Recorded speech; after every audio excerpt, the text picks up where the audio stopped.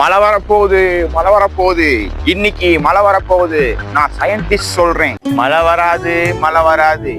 உச்சந்தலை சொருகிறதுக்கு வெயில் தான் அடிக்க போகுது. டேய் யாரா நீ? நான் அனைத்தையும் அறிந்த ஒரு ஞானி. நீ ஞானி இல்ல, சேவத்துல அடிக்கிற ஆணி.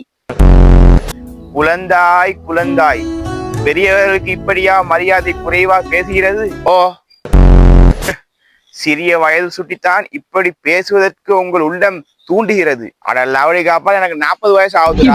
பெருசா சொன்ன ஞானி கீனின்னு இது கூட அவனுக்கு தெரியாது. என்னை பார்த்தா எனக்கு சந்தேகமாவே இருக்கு.